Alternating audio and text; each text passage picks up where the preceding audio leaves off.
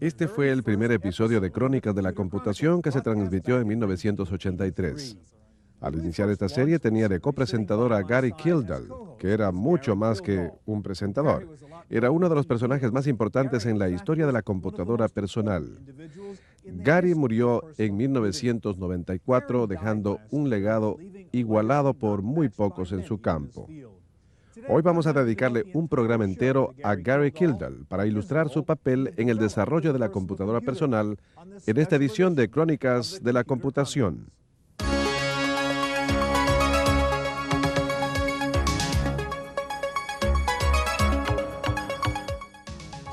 Crónicas de la Computación.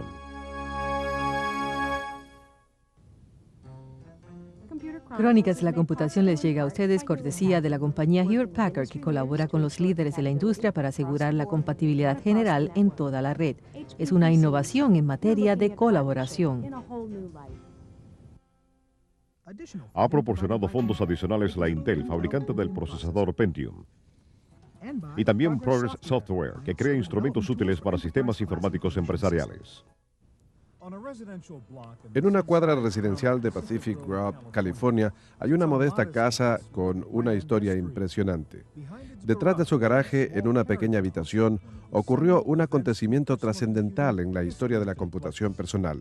La creación, hace 20 años, del primer sistema operativo moderno de microcomputadora, el CP/M.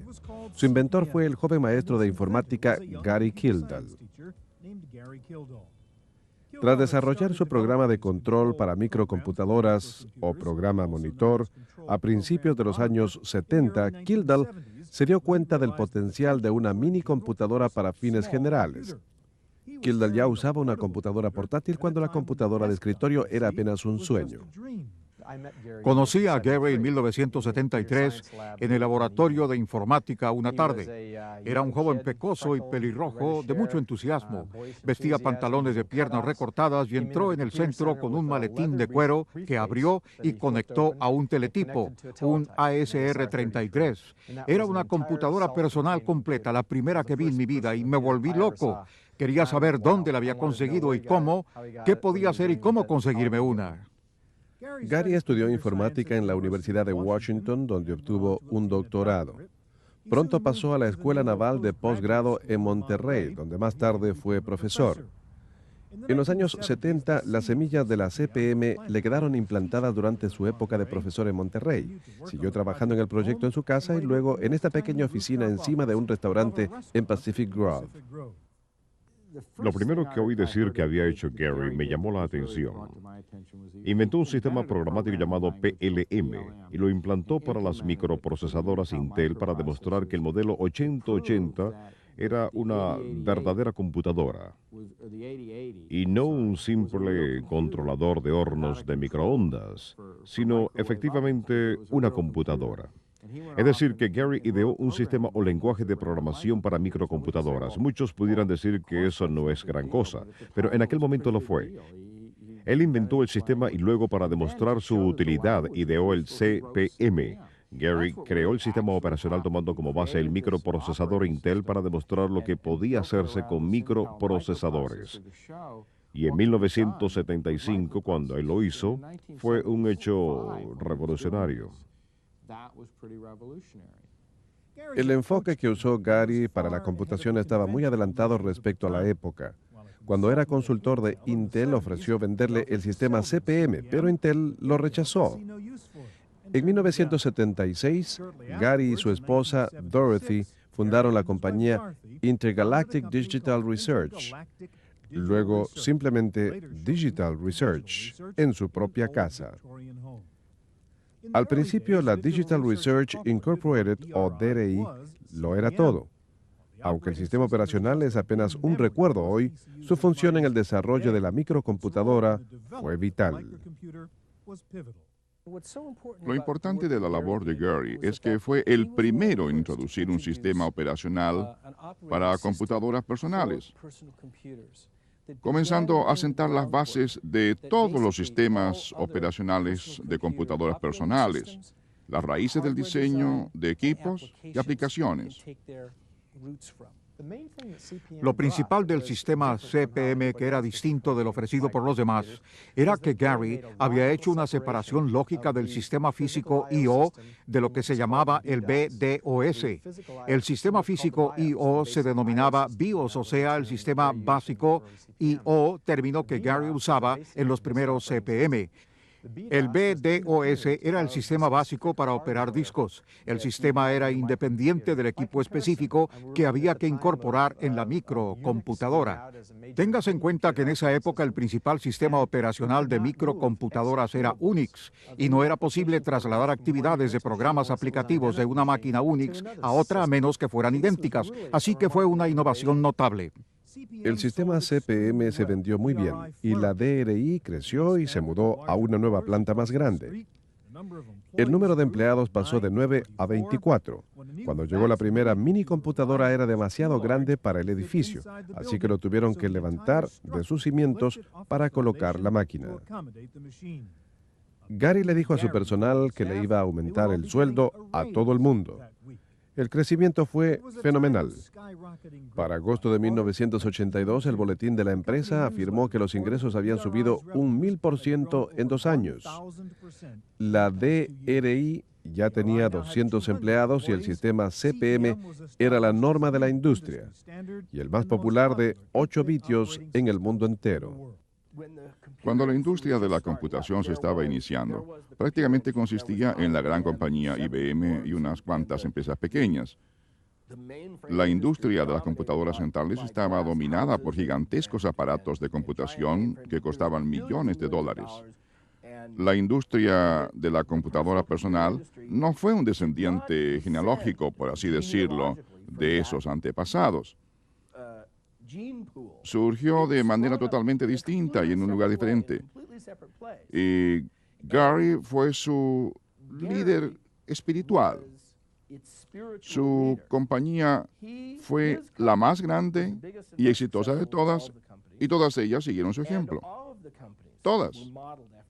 Prácticamente todas. Gary siempre estaba ocupado. Era presidente de una gran compañía. Además, se ocupaba directamente de la creación de nuevos productos.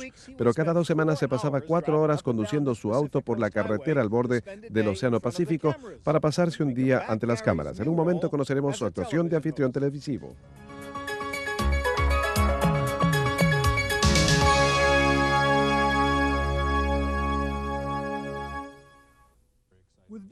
Al crecer los negocios de la empresa DRI, Gary pasó a otras actividades, incluso ser coanfitrión de Crónicas de la Computación. Su segunda carrera como anfitrión televisivo duró más de 6 años, en los que dio muchas ideas acerca de la tecnología y el potencial de centenares de productos. Al aparecer en el programa mostró productos y tecnologías suyas que estaban muy adelantadas, incluso un sistema operacional de multitarea llamado DOS concurrente. Aún más interesante es que todo no es tal como parece, porque si uno oprime una tecla acá, verá que hay muchos procesos que están realizándose, así como muchas tareas. Es más, en estas mismas terminales en serie podría oprimir una tecla y hacer funcionar D base 3 al mismo tiempo. Este es el aparato PS2 modelo AT de la IBM, la computadora de 386 kilobitiones, que junto con el sistema DOS concurrente 386 es capaz de operar las 2 aplicaciones estándar DOS gracias a su total compatibilidad, siendo capaz de operar múltiples aplicaciones de DOS y permitir acceso compartido. La DRI también tuvo una de las primeras interfaces gráficas de usuario. Si vamos a un gráfico preparado de antemano, veremos el aspecto de una combinación de texto y gráficos. Voy a una pantalla completa a escala normal. He aquí el resultado de combinar texto con gráficos. Voy a enviar esto al dispositivo de producción. En este caso vamos a usar la pantalla, pero pudiera ser un sistema de diapositivas o cualquier otra cosa. Bueno, creo que tenía interés primeramente en demostrar que la Digital Research seguía siendo el líder y como sus entornos gráficos se estaban popularizando, aunque otros aspectos no habían tenido éxito, se rumoraba que la Macintosh iba a sacar una computadora nueva. El hecho de que Gary pudiera sacar un sistema gráfico y de multitareas que nadie sabía que él estaba desarrollando, creo que le brindó la satisfacción de dar una sorpresa. Y recuerdo que él me dijo que Bill Gates y otros habían asistido a una conferencia en que Esther Dyson y otros trataban de descifrar lo que sucedía. Así que le dimos un poco de miedo a Microsoft, lo que a Gary le dio gran satisfacción. Gary se complacía en ganarles a todos con sus nuevas ideas. Aunque le daba mucha satisfacción, también era arriesgado. Al revelar los proyectos de la DRI, también divulgaba información que otras empresas podrían aprovechar. Y ello creó una situación ética singular para Gary y sus principales competidores. Creo que en una escala del 1 al 10, siendo el 10 el máximo de ética, Bill Gates llega al 9. Pienso que hay otros presidentes de empresas que están al nivel de un 3 o un 4. No hay por alabar a Bill Gates, pero diría simplemente que Gary estaba en otro nivel. Su ética es de otra escala. Y lo que sucedió fue que Bill puso su escala ética, que es muy buena, mientras que Gary usó la suya, también muy buena. Ahora bien, la ética de un comerciante generalmente es muy competitiva. La ética de académicos, aunque ciertamente son competitivos, implica una medida mucho mayor de cooperación. Gary siempre cooperaba y le decía a Bill, mira, estamos trabajando en esto. Y Bill siempre contestaba, qué tonto, me acaba de decir lo que está haciendo. No creo que a Gary le entusiasmaba ser un hombre de negocios. Lo que le inspiraba era la creación y siempre, cada vez que hablé con él, estaba lleno de grandes ideas, de cosas que iba a hacer o ideas en que estaba trabajando o nuevas tecnologías y su aplicación. Así era él. Esta es una copia beta de la primera enciclopedia electrónica que usó tecnología de almacenamiento óptico. Gary me la dio un día al grabar un programa. Tuvo que usar un disco de video porque no había llegado la tecnología de lector óptico o CD-ROM. Estaba orgulloso de ello, el primer producto de su nueva empresa interactiva ActiVenture. En 1985, Gary sacó la primera enciclopedia en un lector óptico o CD-ROM, producto de su fascinación con los primeros videodiscos. La Grolier Academic American Encyclopedia tenía muchos aspectos que hoy son corrientes, incluso vínculos de hipertexto, un sistema completo de búsqueda de textos y una interfaz de anaquel tradicional. Y seleccionamos este que está por todo el volumen, dándonos detalles cada vez más precisos. Por último, buscamos los títulos de artículos, igual que las páginas de la enciclopedia. También podemos señalar los títulos que deseamos examinar. Ahora está sacando el artículo. Correcto, y aquí está los logros de Roald Amundsen. Se pueden pasar páginas hacia adelante y hacia atrás. Miren ese artículo, todo eso está en el OptiLector y en este sistema. ¿Y qué cantidad de datos se pueden almacenar? ¿Cuál es su capacidad? Alrededor de 550 megabitiones, lo suficiente para colocar los caracteres a razón de 10 por pulgada de ahí al infinito. El éxito de Gary le dio tiempo para disfrutar de sus pasatiempos de piloto. Coleccionaba autos de carreras y participaba en carreras, aparte de ser piloto y tener varios aviones. Nunca vaciló en volar a reuniones de un lado a otro del país. Una vez, al ir a visitar a Gary, decidimos reunirnos en el aeropuerto de San José, California. Cuando llegué, aterrizó en su propio avión, así que lo fui a buscar a la terminal de los aviones particulares. Pero al mirar alrededor del aeropuerto, no lo hallé. No vi a nadie que pareciera experto en programas de informática en esa pequeña terminal, así que llamé a la compañía y me dijeron que lo buscara, que llevaba botas de vaquero y tenía una barba roja. Bueno, entonces supe que lo encontraría. Efectivamente, no estaba ahí. Me asomé por la puerta y por la ventana y vi que venía rodando un avión. Entonces vi a un sujeto de barba roja que se asomó a la ventana del aparato y me gritó, no encuentro estacionamiento, súbete. Gary llevaba a inversionistas en su avión a un restaurante en Sacramento, hablando del futuro de la industria de la computación en el camino. En esa época, trataba de explicar lo que era su negocio. Mientras yo almorzaba, sacó un papel y me hizo un organigrama de la industria de la computación.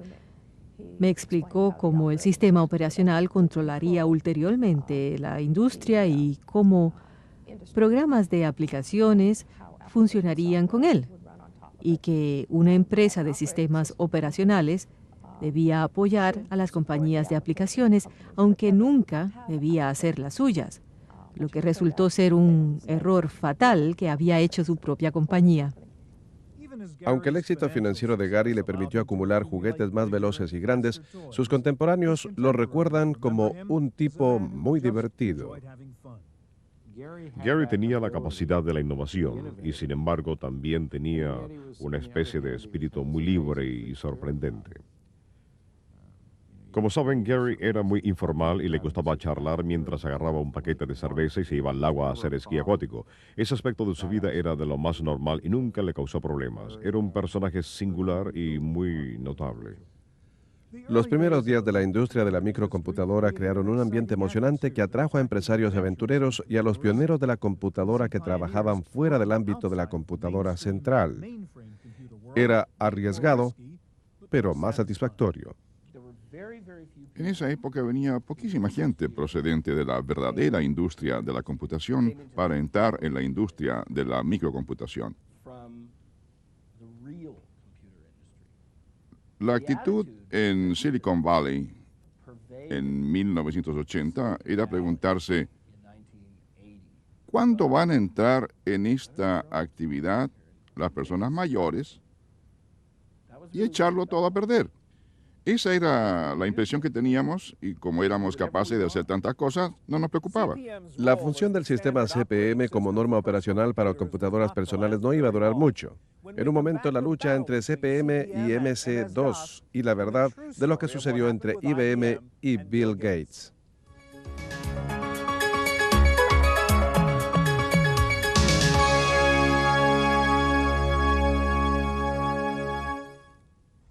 A pesar de su talento y sus logros, Gary Kildall se hizo más conocido por haber decidido irse a volar el día que la IBM lo quiso contactar. Ese fue el acontecimiento que más le preocupó toda su vida y se ha hecho una leyenda en la historia de la computadora personal. Pero sus amigos y colaboradores concuerdan en que la historia es imaginaria, pues los hechos son muy distintos. Gary y yo teníamos que ir una mañana a reunirnos con Bill Gautbald, uno de los pioneros de la industria de la microcomputación, que estaba creando un sistema S100 y le llevábamos documentación sobre CPM. Así que Gary y yo efectivamente íbamos en avión, volamos a San Francisco para aterrizar en el aeropuerto de Oakland, entregamos la programación a Bill y volamos al lugar donde se celebraba la reunión de la IBM. Llegamos para la reunión de la tarde. Para entonces algunas cosas estaban saliendo mal. La IBM había venido a la reunión trayendo a lo que yo calificaría de acuerdo unidireccional y confidencial. La idea era que la Digital Research afirmara que nunca se había reunido con la IBM, que esa reunión no había tenido lugar, pero todo lo que la Digital Research había revelado a la IBM quedaría en el dominio público. La IBM también quería comprar el sistema CPM por un precio fijo y rebautizarlo PC-DOS, términos inaceptables para la DRI. La IBM entonces contactó a Microsoft y trató de obtener una licencia para sacar un clono del CPM llamado QDOS. Cuando la IBM vio un posible litigio sobre derechos de autor, volvió a contactar a la DRI para transigir. La DRI acordó permitirle a la IBM vender los dos sistemas a un tiempo, el CPM y el DOS de Microsoft, y que el mercado decidiera cuál era el mejor. Pero había una trampa. Lo único que le puedo decir es que nos chocó ver que el precio del PC-DOS era de $40 y el CPM-86 era de $240. Pero no nos dieron ninguna indicación previa de que iba a haber un diferencial de 6-1 en el precio, así que en efecto la IBM dejó que el mercado decidiera. Pero era difícil imaginarse que alguien justificara la compra del CPM-86, que es muy parecido funcionalmente al PC-DOS, cuando costaba 6 veces más. Algunos de la industria han señalado que este incidente fue un punto clave en la historia de la computadora personal. Fue el momento en que desapareció el CPM y surgió el MS-DOS. Otros han señalado que en eso hubo un cambio en Gary, en los aspectos profesional y personal. La frustración que surgió de ello, y tengo que ser franco y decir que eso lo amargó durante años, fue por el hecho de que siempre le echaron en cara esa comparación. Cada vez que celebraba una entrevista o se reunía con una compañía, le hacían la misma pregunta. ¿Es cierto que usted se fue a volar en avión cuando IBM lo fue a contactar? ¿Qué sucedió? Bueno, la pregunta se la hacían constantemente.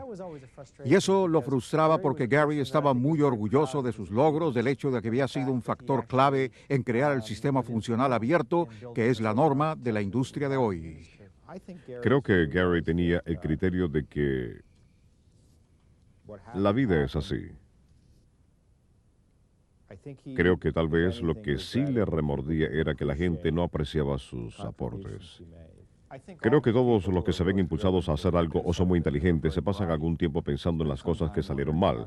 Pero creo que de todas las personas que he conocido en el mundo de los negocios, Gary se preocupaba al mínimo de las cosas que le habían salido mal. La pérdida de la DRI del contrato con IBM fue la gran suerte de Microsoft. Fue el principio del ascenso de Microsoft al estrellato en programación. Pero las razones de la decisión de IBM siguen siendo poco claras y están sujetas a distintas interpretaciones. Creo que lo que cambió la perspectiva para la IBM tuvo que ver con el hecho de que cuando Bill Gates entró en la escena, le dijo a la IBM que estaba dispuesto a hacer lo que ellos necesitaran. Afirmó que actuarían dinámicamente con todo el personal, intensamente para satisfacerlo. Por el contrario, Gary Kildall y su personal actuaban como si se tratara de un proyecto cualquiera. Recuerden que él ya había alcanzado el éxito, en tanto que entonces Gates y Microsoft estaban en las primeras etapas. Pero creo que también, y no pienso que pudiera hablar de culpabilidad, hay que achacarle parte de la responsabilidad a la clientela, ya que si la IBM no se hubiera consagrado al sistema de Microsoft, no tendrían el problema que tienen hoy de tratar de vender el sistema Warp en contraposición al OS2 y frente a la especie de monstruo que han creado. Cualesquiera que sean las razones, la competencia entre la DRI y Microsoft parecía haberse transformado en una lucha personal entre Gary Kildall y Bill Gates, al menos a los ojos del público. Gary siempre vio en Bill Gates un excelente amigo. En aquellos días se trataban muy amigablemente y colaboraban estrechamente. Phil Gates dice hoy que él le aconsejó a la IBM que acudiera a la DRI cuando andaban buscando un sistema operacional. Yo formé parte de un panel que estableció Ben Rosen en aquellos días. Y recuerdo que Gary habló de sus planes para el sistema CPM y hacia dónde se dirigía su empresa. Luego hizo este comentario. Bueno, el mercado es muy grande y hay lugar para muchas compañías. Y Bill Gates lo interrumpió y le dijo, no, solo va a haber para una compañía. La vida de Gary Kildall no se puede resumir a base de un solo incidente. Estuvo llena de notables éxitos y del constante deseo de innovar. Sus numerosos aportes a la industria de la computadora personal son evidentes, aunque no siempre se reconozcan. Para los que lo conocían bien, lo que le deleitaba era el descubrimiento y no el lucro. Creo que a base del criterio suyo, y él siempre estaba buscando lo que podía conseguir o hacer crear con tecnología para anotarse un logro más. Eso no era realmente fácil. Y el hecho de que eso le costara trabajo, creo que cumplió un importante papel en su modo de vivir la última parte de su vida. La muerte imprevista de Gary Kildall en 1994, cuando solo contaba 52 años de edad, fue un recordatorio de que la luz de un genio es transitoria y frágil. Para sus muchos amigos y colegas fue una advertencia de que debemos cuidar de nuestras relaciones humanas mientras podemos. Pertenece a un grupo muy reducido que contribuyó a cambiar el mundo en los años 70. Creo que fue otro grupo el que se aprovechó de ello en los años 80 y 90. Estoy seguro que va a seguir así, pero Gary tuvo un impacto. Creo que sabía que había tenido un impacto. Y ciertamente para quienes lo conocieron no había duda de ellos. Creo que en este momento sería una lástima que la gente olvidara que Gary fue importantísimo para el desarrollo de toda esta industria. Él tenía un entusiasmo contagioso. la gente de la industria y sus colegas al nivel mercantil, la gente que lo conocía íntimamente y que disfrutaban de su calidad humana, sabía que disfrutaba de las fiestas y las reuniones. No era la clase de persona que se deslumbraba con la importancia, con personalidades decisivas en el mundo de los negocios. Tenía gran amplitud de criterio en todo. Sería una pena que lo recordaran solo por haber salido a volar el día que lo vino a contactar la IBM, porque era una personalidad mucho más completa y contribuyó enormemente a la industria.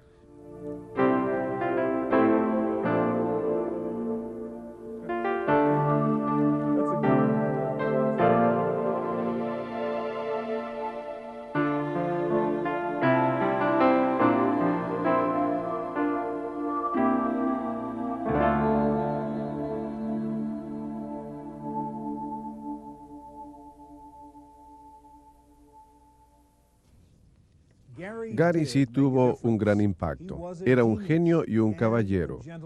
Una combinación singular. Sí ganó mucho dinero, pero lo impulsaba el deseo honrado de crear nuevas ideas que ampliaran el potencial humano. En nombre de Crónicas de la Computación les habló Stuart Chefe. Gary Kildall fue pionero de la computadora personal, fue un gran innovador de la informática de un desempeño superlativo. Aunque competimos, siempre lo respeté por sus aportes a la industria. Su inesperada muerte fue muy lamentable y le echaremos mucho de menos a él y su labor. Crónicas de la Computación les llega en parte gracias a Hewlett Packard, cuyo desarrollo tecnológico permite manejar su computadora personal desde cualquier parte de la red en cualquier parte del mundo. Las computadoras Hewlett Packard, gerencia por control remoto. Fondos adicionales proporcionados por Intel, fabricantes de la procesadora informática Intel. Y por Progress Software, que crea instrumentos útiles para la clientela de sistemas informáticos empresariales.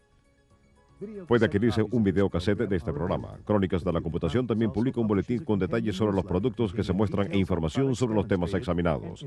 Para solicitar su videocassette o el boletín, escríbale a Crónicas de la Computación. Le rogamos especificar el tema del programa que le interesa. Con su pedido le enviaremos un programa gratis sobre uso de la programación, así como información segura que lo guíe respecto al uso legal y correcto de la programación informática.